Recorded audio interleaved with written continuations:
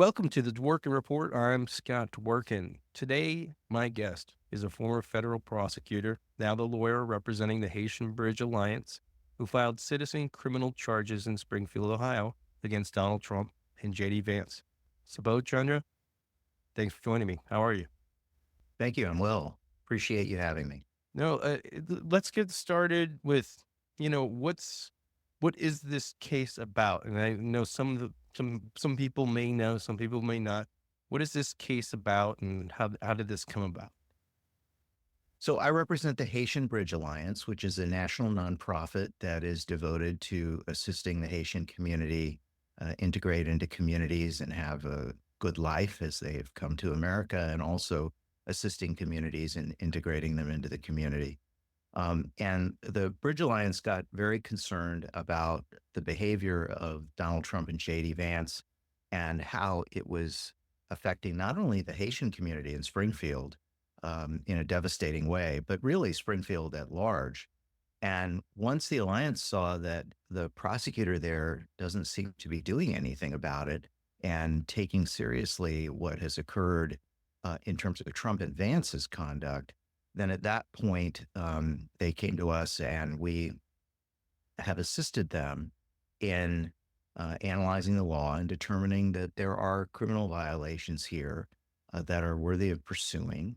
And we have filed these criminal charges on behalf of the Haitian Bridge Alliance and its executive director, Gerlene Joseph, to under a state law that permits private citizens to initiate criminal charges for a judge to review and determine what should be done. And that's where it's at right now. Is a judge has it, and they're reviewing to what's to be done from here. Correct. And what the options are is what we've asked for is for the court under the statute to affirm that there's probable cause in support of the charges and issue arrest warrants for Donald Trump and J.D. Vance, which would then advance the case over to the prosecutor to make a transparent and open decision about pursuing those charges. But right now, because the prosecutor hasn't taken any action, and I don't know why, I haven't talked to them, but this is something that you would expect ordinarily for a prosecutor that is seeing devastation in their own community and havoc being wreaked. And we all know the cause, it's J.D. Vance and Donald Trump. You'd expect a prosecutor to do this. Right. And because they haven't, private citizens have had to step up, avail themselves of their legal rights, and say to a court, okay, please now make the decision that the prosecutor apparently is unwilling to make. Right. And what is the human impact by Trump and Vance, due to their lies on the Haitian community and also the community in general? I mean, you're talking about lockdowns on hospitals. You're talking about having to evacuate kids from elementary schools and bring them to the high school or the another gym or something where they had to shut down schools for days at a time, and government buildings, threats, and you don't know what's real and what's not. So everything has to be taken seriously. What have you seen as the human impact that maybe we don't see right now?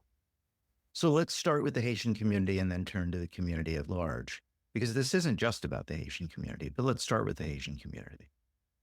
September 21st, man goes into Haitian neighbor's garage where they have their children play because they're too terrified to have their children play out in the yard.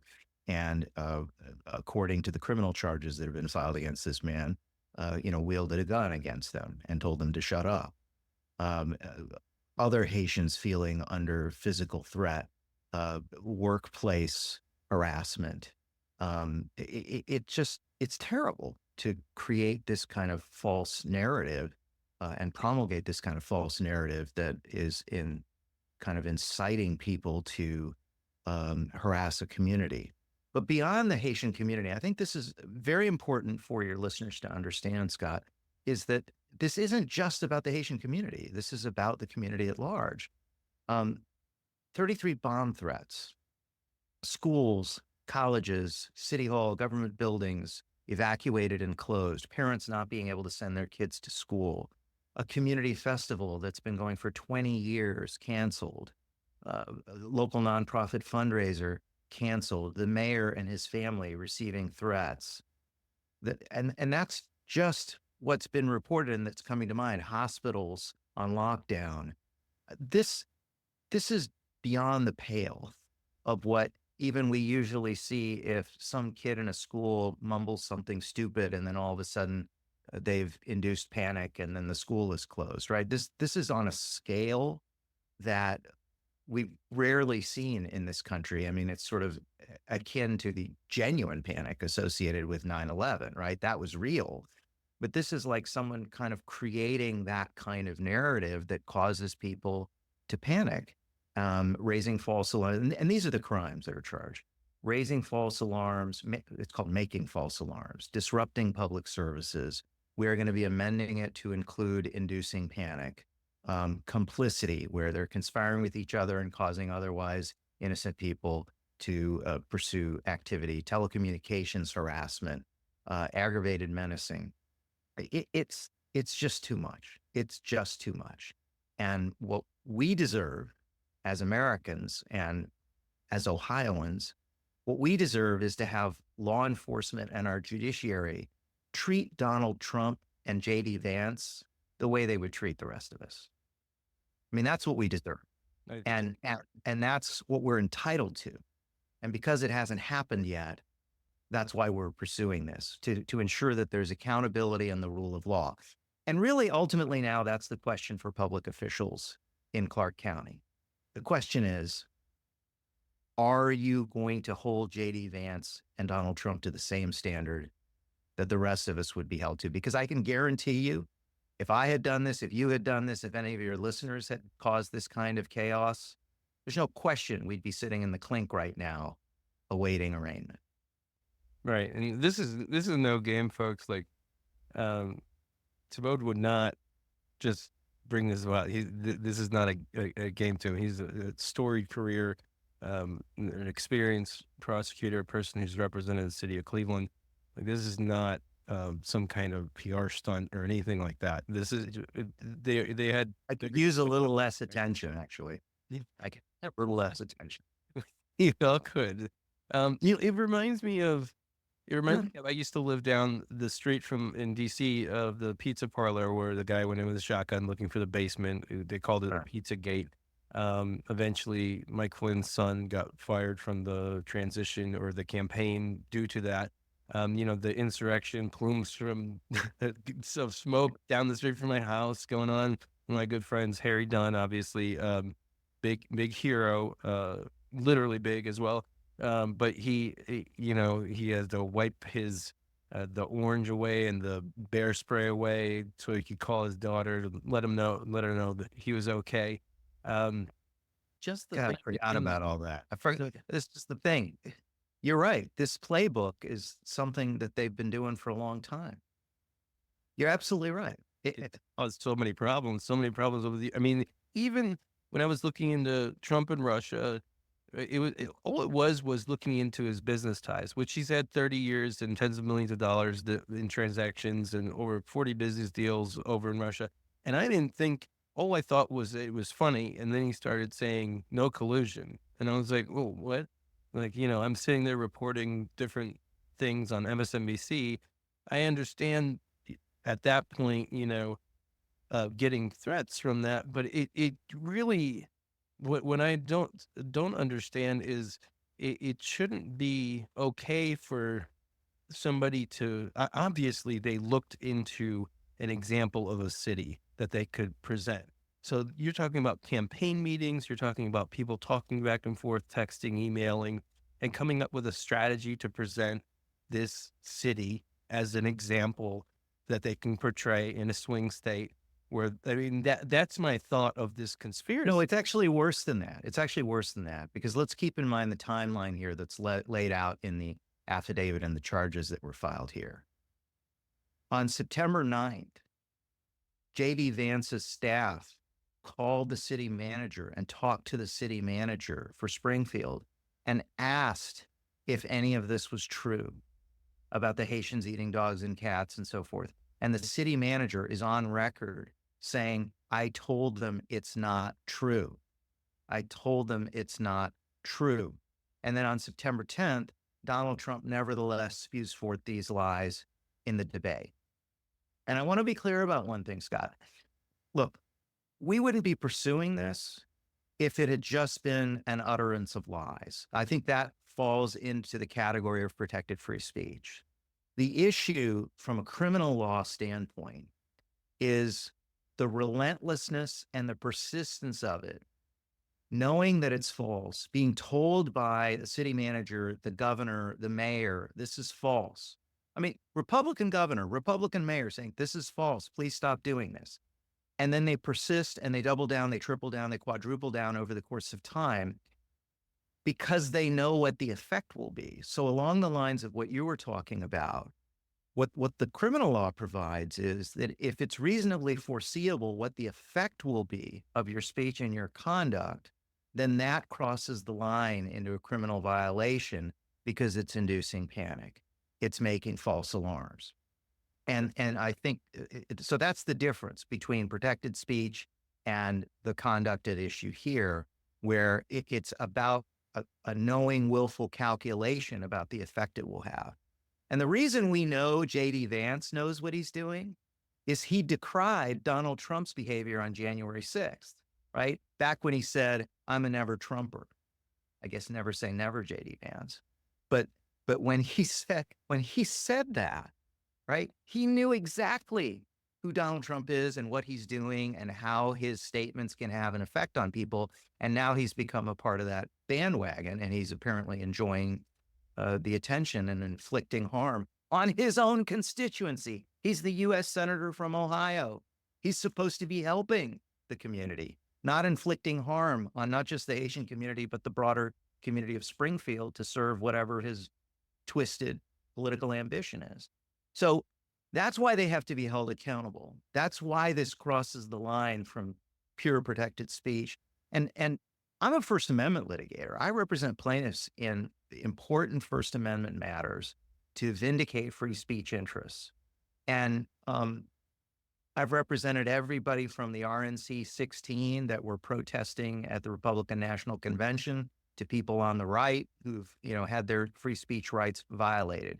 I believe in the First Amendment, but there's a difference between First Amendment protected speech and conduct that is of a criminal nature that you're using to actually inflict harm and cause others to do it. And I think your listeners need to also understand that this defense that they're going to offer of, first of all, they're going to claim it's free speech, and it's not.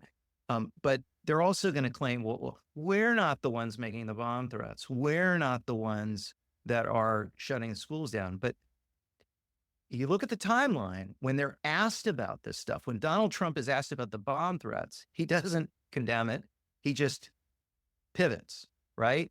And so they know what they're doing. They know apparently they think this is going to benefit them. I think they're wrong. I have more faith in my fellow Americans than they do.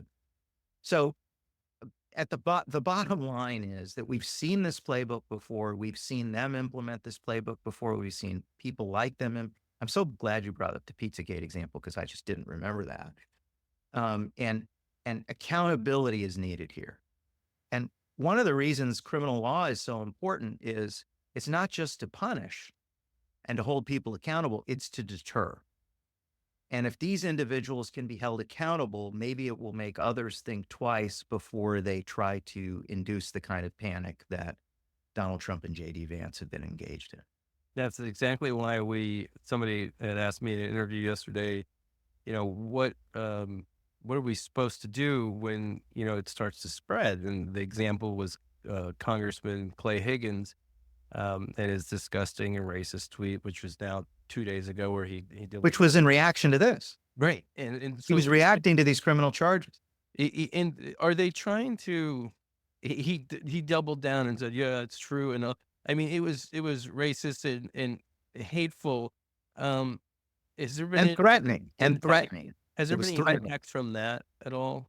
Just from Higgins himself in the last few days that you've seen? Well, it's stirring the pot up more and more. I mean, you see their base getting all riled up and more angry and more hateful. I mean, that's what we're seeing and on the ground, and you can see it in the social media chatter, and you can see that how it's emboldening them. It's it's just tragic. I shouldn't have been surprised, but it was interesting then to learn that he had been a supporter of David Duke. I mean, it tracks, right? It tracks, but this is where we are. This is where we are. And to see Speaker Johnson, this empty suit of a soul, who then says he prayed on it, that Higgins prayed on it and somehow all is well with the world. Like, you've got to be kidding me. You have an ethics committee. And if you're a speaker with any integrity at all, you refer this matter for an unbiased investigation. And there's not much to investigate by the ethics committee. And you either do a censure or an expulsion of this member of Congress. That's what you do. And it's another reason why these people just shouldn't be in charge of anything, because they have no moral backbone whatsoever. Absolutely. And the amnesia, there were two instances in the last few days. One was when you have Speaker Johnson talking about, oh, I didn't see the tweet, and then there's some malpractice from some of the press that they kind of push back on it and they say, well, he said this. Oh, I don't really know much about that. And they use that excuse all the time.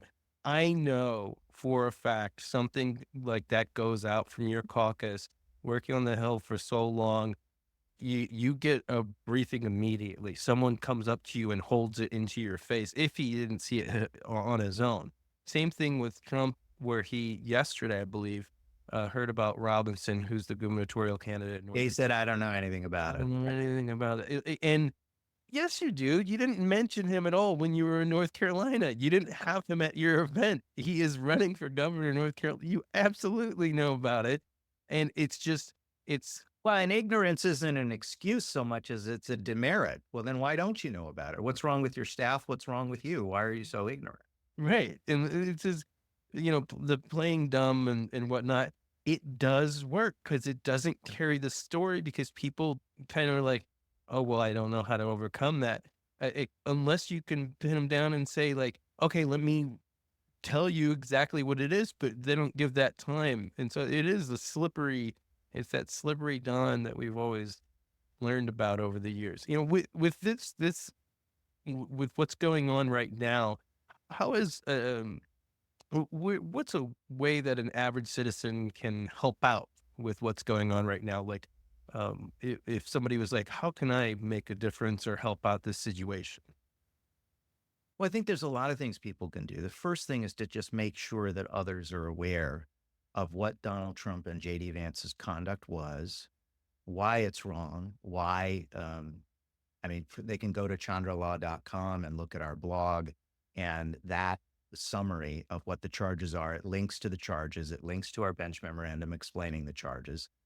They can amplify that message and make sure people are aware of it. And I want to be clear, it's not publicity for publicity's sake. That's not the point. What we're trying to do is hold the public officials locally accountable too, that are going to have to be the decision makers here.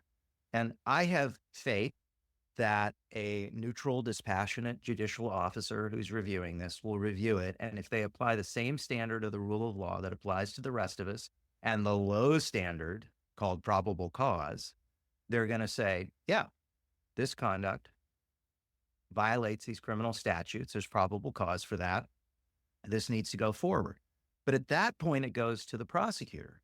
And because the prosecutor, and I don't mean this disparagingly, it's just a factual observation, because the prosecutor has done nothing to date to address Vance and Trump's conduct, that's the moment where the public needs to understand that it's a moment where we need to scrutinize their conduct. And so I think the more people locally, regionally, statewide, nationally, internationally, that are aware of the misconduct, that are aware of how in basic, simple human terms it violates criminal statutes, and the more people who are asking the question, does the rule of law apply to Donald Trump and J.D. Vance the same way it applies to the rest of us, the more people that are raising those questions, I would hope the more likely it would be for prosecutors to have the space needed to do their jobs in the way they're supposed to, which is neutrally and dispassionately, without fear or favor, as was the motto at the U.S. Department of Justice, in which I proudly served, without fear or favor. And it takes courage to do that as a public servant when you have all of these crazies, but you have to do it.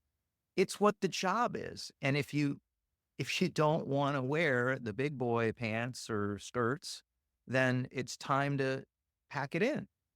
So I think that's how people can help, is just make sure that everyone in the country knows what happened here and knows how it violated basic standards of criminal law.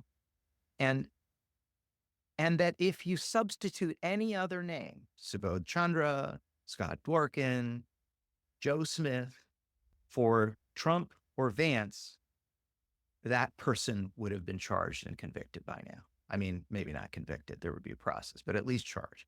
And as long as we center on that, and I would hope that people of goodwill and people of every political persuasion could at least understand that much.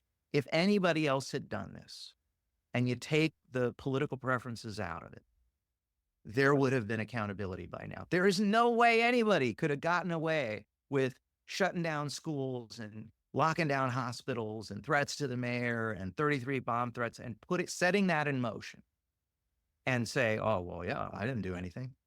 Nobody else would have gotten away with that.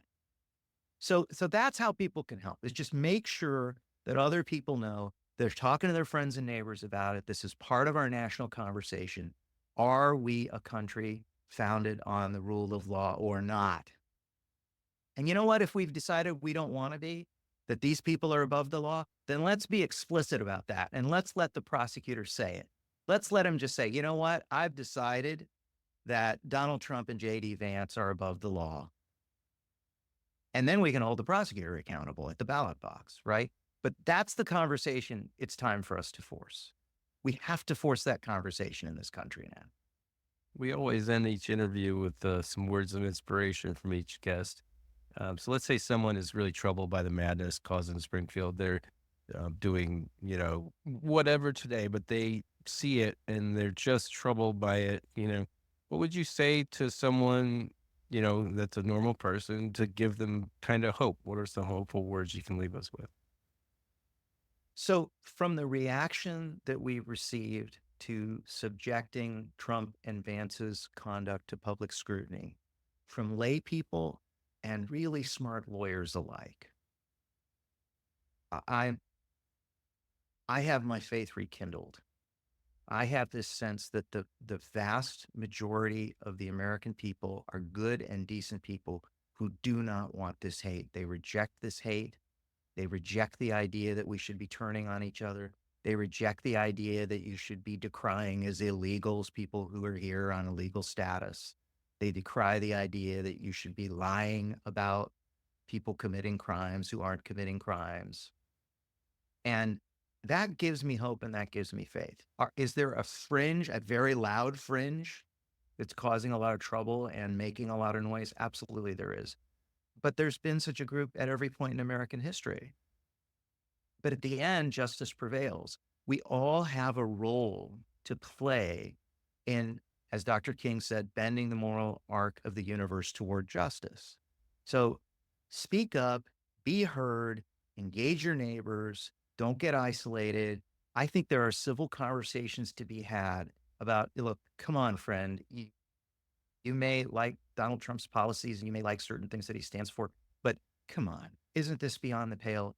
And doesn't this disqualify him and J.D. Vance? Is this who we are? Is this who we want to be? So I've got a little bit of hope here I'm hanging on to, that at the end of the day, justice will prevail. And if you lose that hope, then why bother, right? But we got to dig in and we got to fight and we got to do what we can. And we got to make sure our friends and neighbors and family are all aware of what's happening. Subodh Chandra, we'll have a link to his website so everybody can check out the blog where it explains everything that's going on in the charges and whatnot. Keep up the great work and thank you for everything that you do. Thank you very much. I appreciate the opportunity, Scott.